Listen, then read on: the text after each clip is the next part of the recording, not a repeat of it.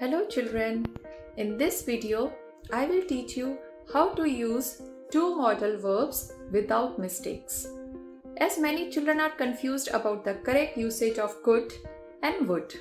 Well, there are three main differences between could and would that you need to know. So let's get started. First one, could is the past tense of can and would is the past tense of will. Take this sentence.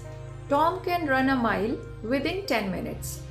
This means Tom has the ability to run a mile within 10 minutes.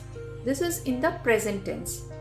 But we can change it to the past by saying Tom could run a mile in 10 minutes when he was younger. It means he had the ability in the past but he doesn't have it now. In the next example, I know we will win the match. So possibilities, maybe we are on the same team and I tell you I know we will win and I'm very much confident about that. But if the match happened in the past, it's already finished and I want to say that I was confident, I can say I knew we would win the match. Here will becomes would. This is the first difference. Now let's see the second difference. The second difference relates to talking about possible situations and imaginary situations. Take this example. What shall we do tonight? We could go to the cinema.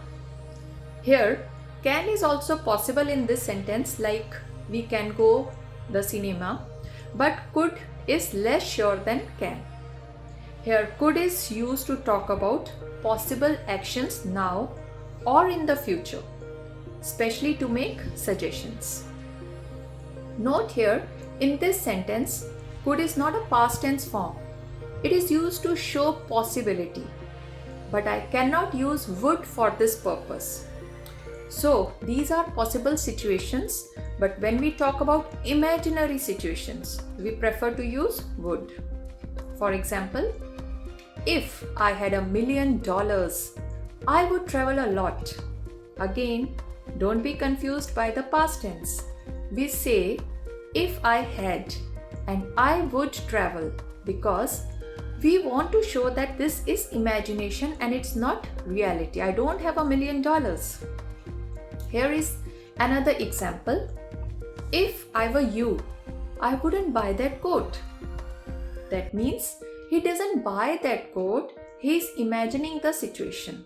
The real situation is his friend purchased that coat. Now in both of these sentences we can use could to show imaginary ability, but it is less common. Would is used a lot more when it comes to imaginary situations. This is the second difference. Let's now move on to the third and final difference, and this is in polite expressions. There are 4 functions that are important for us: making suggestions, offers, request, and asking for permission. First, to make suggestions. We normally use could, as in this example. We could try that new Punjabi restaurant. So imagine that we are planning to have dinner together and I make this suggestion. Here using would is wrong, but to make an offer, we prefer would. Let's see the example. Would you like a cup of coffee? That means I'm asking you if you want coffee. Here we cannot use could.